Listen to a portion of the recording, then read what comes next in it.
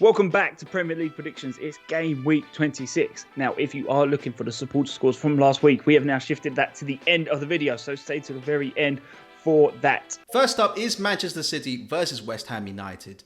And for Man City, that was a super disciplined performance against Arsenal. I felt that Man City were in control of the entire game from the very first minute. You know, it helps that you get a very early goal from Raheem Sterling, who rose up, amazingly well.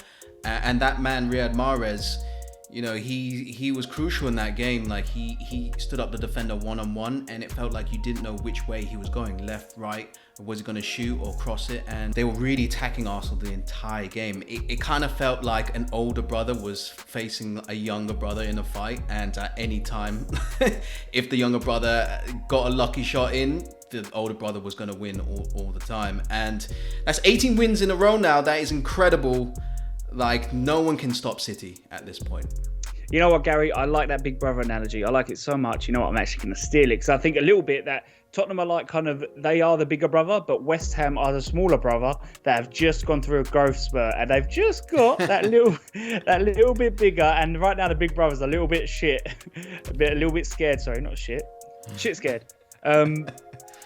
And, it was quite an interesting game statistically, because you could look at the shots and, Tottenham absolutely pummeled them with shots, but West Ham had a higher XG. They had a higher, they created the better chances. So it was a really interesting game. And I think in the end, it was defensive errors from Tottenham. It was fantastic finishes by West Ham. But I think in the end, it was West Ham who deserved to get the win. Score prediction time. Do you feel like West Ham can get a goal? They're doing so well. I'm going with City. I mean, any other season, just West Ham being the weird club they are, I would probably go for West Ham just because that's what they do.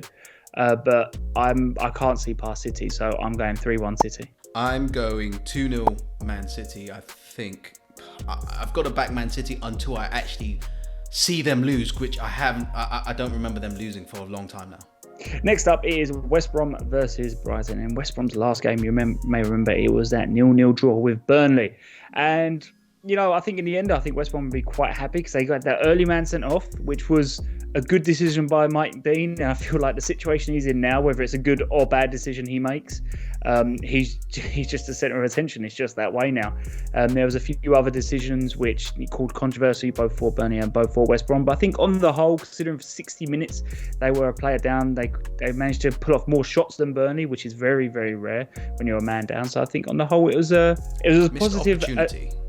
It was a missed opportunity, but I think that you got to take the positives out of these games, and I think in the end they will be happy that they didn't lose with being 10 men down for the majority of it. Yeah, I really thought they should have won that game. They created lots of chances, but for Brighton, I feel really bad for Brighton fans right now. We've talked a lot about this self-inflicted pain of not being able to finish from Brighton for the entirety of the season, but this felt especially worse because there's no way in hell they should have lost that game against Crystal Palace. Combination of bad finishing and some amazing last ditch defending by Crystal Palace, but 75% possession, 25 shots on goal. It's I can't begin to explain what's going on. And I thought Burn should have done better for Benteke's volley. I think he should have done more to put off Benteke right at the last minute. But yeah, this game was pretty poor. But they had a few good results in the last couple of weeks. But I'm just hoping that they can brush this aside, essentially. What's your prediction for this one? I'm going for Brighton this time. I'm going 2-1 Brighton. I just feel that they can have a bounce back game. Yeah, I feel like Brighton, they've improved on the form from earlier on in the season, and they do have this little bit of bounce back ability. So I think I'm going for 1-0 Brighton. Next up is Leeds versus Aston Villa. And Leeds, I will skip over the game against Wolves. I'll let that slide because I feel that Alex and I kind of jinxed you guys by going with a Leeds win there. So we'll skip over that. Against Southampton, that was a great win. Absolutely great win. A bit lucky that Southampton didn't open the score. It's a bit weird the referee ruled that out, but other than that, Leeds created great chances. And that man, Patrick Bamford, he lasered that shot in from quite a difficult angle, but the precision in that shot was just amazing. And he continues to prove the doubters, and I feel like he should be up for England call-up soon. Dallas as well. I watched that goal about 10 times. I can't decide whether or not he toe poked that into the corner. I'm going to give him the benefit of the doubt. It was a great finish in the bottom corner. And then Rafinha at the end, another goal. All these goals have been rocketing into the corner, and this is a clinical, expert finishing from Leeds. They should be ecstatic. Get over the game against Wolves with a great performance against Southampton. For Aston Villa, it was that 2-1 loss to Leicester City, and I felt like it was always going to be an uphill battle for them without their star man. And Jack Grealish is very much that. He has been one of the best players in the Premier League this season, so it was always going to be tough for them. And it was, they kind of fell behind to one goal from Maddison. It's a very, very good finish, and the other one, Martinez parried it over to Barnes, but at the same time, I'm not sure that Martinez could have done much better with that. So I stopped short of criticising him. But it wasn't a bad performance. And before we move on to predictions, I will say a nameless Aston Villa fan, I won't say who, but Aston Villa did have a better XG by the end of the game than Leicester City. So I thought I'd get that in there before I get told that in the comments. Score prediction. Who are you going with? It's going to be, feels like could be a really high scoring game, this one. I was thinking the exact same thing. 3-3. Whoa. I'm going 3-2 Leeds on this one. Next up is Newcastle versus Wolves, and in Newcastle's last game, it was that 3-1 loss to Manchester United, and I wouldn't say it was 3-1 can be quite a harsh score, and I think it wasn't a disgraceful performance by them. I don't think it was a 3-1 performance, because in that first half, I actually feel they played quite well. Obviously, Rashford got the early goal, but they hit them back really quick, and I think in the end, certainly for that first half, it was Newcastle who just about maybe created the slightly better chances. Although, to be fair, neither team created like what I suppose would be defined by the Premier League as big chances. In the second half, though, Manchester United really took over, and Newcastle weren't really able to keep up with how Manchester United were attacking. But there are positives to take from the game. For Wolves, what a rocket of a shot by Adama Traore. I do feel a bit sorry for the goalkeeper, because it's quite comical to see that. But it's one of those shots where all the time, like an amazing shot comes off the crossbar and you really wish that goal went in. And this time it went in. It's not going to win goal of the season, but what an amazing shot. And that's a bit of form now for Wolves. 3 wins out of the last 4. It was quite dark few weeks for Wolves before that run of form. So they're doing well, and I hope they can continue that going forward. And I want to say this, that Pedro Neto is one of the best young talents in the Premier League. He doesn't get a lot of coverage. Wolves don't get a lot of coverage, but he's a super underrated star. No, I think that's a fair shout. What's your prediction for this one? I'm going with Wolves on this one. I'm going 3-1 Wolves. I'm going that bold on this one. Oh, I'm a bit 50-50, so I think I'm going to go for a 2-2. Next up is Crystal Palace versus Fulham, and Crystal Palace, what a fucking goal. What a fucking goal by Mateta. That is outrageous piece of skill there. That's the type of goal you score on a 5-side pitch when you're hammering the other team 10-1. Not the type of goal that you score the opening goal with. And I have to admit, with Crystal Palace, and I'm sure you admitted too, you guys came under a lot of pressure from Brighton. Brighton, self-imploded. Essentially, they had some poor finishes, and you guys did. To be fair, Gary Cahill and the rest of the defense did some amazing last-ditch tackles and clearances off the line, and really dug their heels in for that win. And Benteke, man, that is an awesome strike to win it right at the death at the 95th minute. That ball came over, and that is the textbook volley from that specific position, because he leathered it into the bottom left from that quite a wide angle away, and that was perfect. Really stole it, but it doesn't matter how you get the points in this Premier League as long as you get it, and that's a great win for Crystal Palace. It's quite funny you say that, Gary, because I feel like there's quite a few similarities in what you said to the Fulham performance as well. Maybe not as much the defending part, because don't get me wrong, Fulham defended well, but the chances Sheffield United created, though the very few chances they created were good, but there wasn't, the quantity wasn't there for Sheffield United. But Fulham dealt with whatever Sheffield United threw at them. And as far as powerful finishes, though, this is something that we're starting to see from Lookman, and it seems to be a bit of a trait of his that he does seem to go for power, kind of Defoe-esque, how he would just pummel the ball at the goal, and the goalkeeper might get a hand to it, he might not, but if he gets it on target, it's going in. But it was a really, really good performance for them, I think, and they'll be looking at this game, hoping they can get another 3 points, maybe another clean sheet. Score prediction. I'm going to put my money where my mouth is after what I just said, and I'm going for 1-0 Fulham. Wow. Oh, it's really hard. I'm pretty high on Crystal Palace after that. I doubted them last week, so I'm not going to doubt them this week. I'm going 2-1 Crystal Palace here. Next up is Leicester City versus Arsenal. And in Leicester City's last game, it was a 2-1 win over Aston Villa. And Leicester will be very happy with that win, I think, for two reasons. One, if the rumours are to believe, they found out very early that Jack Grealish wasn't going to be playing, and that was a massive advantage for them, as it would be most teams who are playing Aston Villa this season. And I think from that point onwards, I think they would have been really aiming for those 3 points. And it was their main players, again, who carried them forward. It was a fantastic finish by Maddison.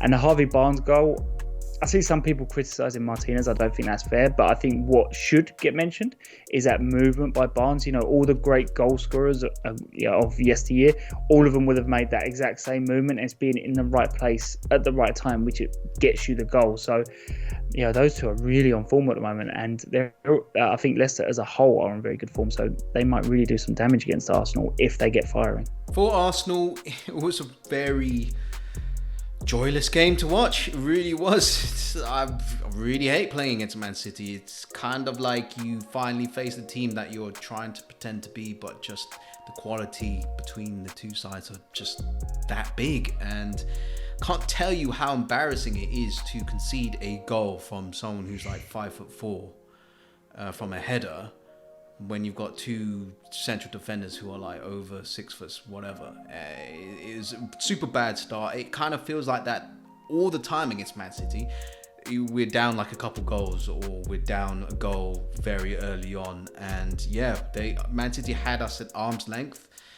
We really couldn't get close to their final third and get shots away. And it was a pretty dismal game against Man City. But we knew it was going to be a tough game. But bad day at the office for Arsenal. I think everyone's struggling against City at the moment. I don't think that's an Arsenal thing. But what's your prediction for this one? Very difficult, because Leicester doing really well. But I think Arsenal are that random of a team that they'll beat Leicester just because they lost the other game. So I'm going 2-1 Arsenal on this one. Yeah, it is a tough one, because I think Arsenal's form has picked up from the woeful form they had earlier in the season. But I do think Leicester at the moment are the more dangerous team. So I am going 3-2 Leicester. Next up is Tottenham versus Burnley, and in Tottenham's last game they played another team who play in Claret and Blue, except for it was the London team who plays in Claret and Blue, and they lost 2-1 to West Ham. It wasn't a very good game for Tottenham. It was a game which sort of has summarised their season. They conceded due to defensive errors. It was stupid decisions made at stupid times, and in the end they tried to pile forward to make up for that kind of defensive idiocy, because there is no other word for it. It's absolutely crazy defending, and they tried to make up for that, but it's too little too late. West Ham, they defended really, really well against them in the second half, and I think that game really does, summarise how Tottenham have done over the last few months. For Burnley, Sean Dyche said it correctly. They were miles off their game against West Brom. It wasn't a good performance at all. Burnley didn't offer anything attacking wise before the sending off, and again didn't offer much after the sending off, which was ruled correctly, and you were hoping that it would spur on Burnley to attack properly and get some proper shots at goal and try and take the win. But Burnley found it very difficult breaking West Brom down, and they held a lot of possession, but it was fruitless in the end. And Sean Dyche I felt like protected his plays, said that the team was, jaded, but there's no excuse. Every Premier League game you have to turn up and bring the goods. So yeah, it's a difficult game for Burnley. What's your prediction for this one? I can see Burnley frustrating Tottenham a lot, but I'm kind of concerned with the previous game, so I'm going with just a 1-0 to Tottenham on this one. Yeah, it really does depend which Tottenham turn up. I think if it's the Tottenham that played in the second half against West Ham, where they were actually going for it and trying to attack, I think they really could cause them problems. But if it's the Tottenham that we saw in the first half, they were a bit more conservative. They might just open themselves up to some problems to Burnley. But I think I'm just about siding with Tottenham, and I'm going 2-1 Tottenham. Next up is pretty much the game of the weekend, Chelsea versus Man United.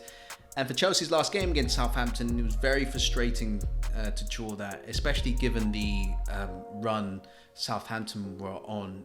They lost basically 6 in a row there, and it was very frustrating for Tuchel.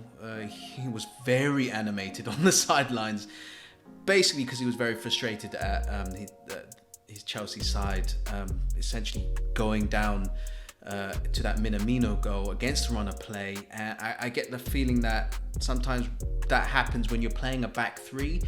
There was massive amount of space because the centre backs, or as Pinaqueta with that back three, there was so much space and they sometimes don't know which players to pick up in that scenario. But Chelsea got back into it with a good penalty by Mason Mount, but it was frustrating that Chelsea just couldn't create the chances after that point to really go on and win the game. But because Chelsea are in a good place to try and snatch 4th place and get back in the Champions League, but this was kind of a hiccup, or it wasn't good to draw against a team that's lost 6 in a row. For Manchester United, it was a bit of a return to form for them, because you may remember that 9-0 win against Southampton. You may have seen about that, Gary. You may have heard about that somewhere, social media. But then after that game, they got that draw with Everton, and then they drew, I think it was against West Brom, which isn't great for them. Really, Manchester United, they were challenging for the title. They should be getting more points there. But in their latest game against Newcastle, played very well. They won 3-1. It was a fantastic goal by Rashford. He also got the penalty, which Fernandes converted. And it was a return to form for James. He came in and even chipped in with a goal. I think that's when you know that things are going your way. When a player who hasn't played that much all of a sudden pops up with a goal. But no, it's a very good performance for them. The only downside was, Maguire's header looked a bit funny for the Newcastle goal. But, if you score 3 others, we'll let him off. Score predictions. Who you got with this one? Super Sunday. It's a tough one. This is a real tough one, but I think I'm going to side with the team whose defence I think is that little bit better, and for that reason I'm going 2-1 Chelsea. Really difficult. I believe in one man, and that is Bruno Fernandes, and I think he'll be the difference in this game, although he struggles sometimes against the big teams.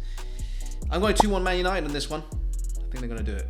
Next up is Sheffield United versus Liverpool, and in Sheffield United's last game, it was that 1-0 loss to Fulham, and it wasn't a great performance by them. And this is kind of what we've been seeing from Sheffield United all season. It looked like a performance that was lacking confidence. They created 1 or 2 half chances. They're half decent chances, but there just was not enough chances created. And I think in the end, you could kind of feel the Fulham goal coming a little bit. And I think, considering when Fulham are currently 18th, and they would have to go above Fulham to survive, I think that result pretty much confined them to relegation, which is such a shame when you consider how they lit the Premier League up last season. But if we've learned anything from this Sheffield United team, is that they can spring a surprise on you. So don't be surprised if they go over and beat Liverpool 2-0. Did it against Man United, so it's definitely possible. For Liverpool, that was a really bad day at the office.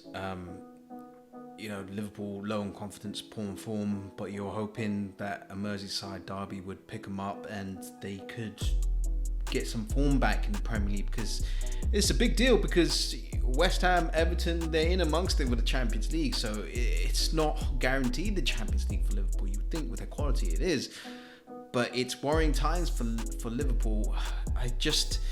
On top of that, forgot to mention that Jordan Henderson is down. You take down a makeshift back four, and you're really hurting yourselves, because I feel with that Liverpool midfield, Henderson is the only one with the defensive instincts, and you can kind of see that with the very first goal that they conceded, that none of the midfielders were properly tracking James Rodriguez, and they just conceded a sloppy goal to that. And then on top of that, it's tough. The defenders they really couldn't handle the athleticism of Richarlison and Dominic Calvert-Lewin in the end. And unfortunately, I do think it was a penalty in the end. Do I wish that those penalties counted? No, because you've never seen that happen before. But if you take intent out of it, basically stops Calvert-Lewin from scoring a tap-in. So it's really, really worrying times for Liverpool at the moment. What's your prediction for this one? I'm going to go with Liverpool, because I feel like I've been cursing them, but it's Sheffield United. I'm going 2-0 Liverpool in this one. Do you know what? After what I said about Sheffield United and the fact that this just a type of game that surprise you, I'm going to do it. I'm going to put my money where my mouth is, and I'm going 1-0. I'm too scared to do the 2-0 that I said earlier, but I'm going 1-0 Sheffield United in the hope that they put off the shock. You brave man. Next up is Everton versus Southampton. And Everton, what a win that is. Against Liverpool at Anfield. First time since 1999, which is incredible. I felt like Everton, they kind of, weirdly enough, they didn't have a lot of the ball, but I kind of felt like they were sort of in control of the game the entire time. They really stopped Liverpool from creating a lot of chances. And I felt like Ancelotti got his tactics perfect. He played a 5-3-2, really frustrated Liverpool. Liverpool couldn't get through the middle, couldn't do overloads on the wings as well. And Dominic Calvert-Lewin, Richarlison, they ran the Liverpool defenders ragged that game. And you kind of see that in the penalty that they got. And it was expertly taken away by Gylfi Sigurdsson. And Everton, sort of the sky's the limit almost, it feels like. Champions League, it's well on the cards. They just have to continue being consistent. They've got a great manager and they've got a great squad, and I feel like they can do it. For Southampton, I'm annoyed, Southampton fans. I'm annoyed. I think I'm annoyed for you, maybe a little bit with you. I'm not really sure, because you got that draw against Chelsea, and that was a good result. You guys defended well, and I feel like it was a very good goal by Minamino. Did I say that right, Gary? Minamino, close. It's the pressure when I'm like kind of doing it live. As soon as it leaves my brain. And he touched the badge there as well. So you're doing Southampton fans a service. It was a very good goal by the player that Southampton loaned from Liverpool. It was a good goal by him, and a draw against one of the informed teams. I was thinking, right, against Leeds, they're going to go man for man. You've got a chance here where maybe you can spring something on them and get a result. And it just wasn't to be. I mean, don't get me wrong, I don't think the performance was bad. I mean, that if the opposition's manager, which he did, Bielsa, came out afterwards and said that Southampton, their performance did not deserve that result. So it is tough on them, but I was really hoping that kind of the Chelsea result would be a turn in the corner. But unfortunately, it weren't. Leeds brought them kind of straight back down to earth. Yeah, I thought it was also quite unfair that it kind of felt like the referee waved that free kick. He started the free kick by whistling. I'm not sure what happened, and Che Adams scored, but he just called it back, so it was kind of controversial. But score predictions, who have you got for this one? Oh, no, I'm not sure. You go first. I can't go against Everton. I really can't go against Everton right now. I'm going 2-0 Everton. There's just something in the back of my head telling me that Southampton might just win this, but that's like 1% of my brain. The rest of 99% of it is saying Everton. So I'm going to go for 2-2. So, as promised, we move on to our supporter scores, or everyone's scores, from last week.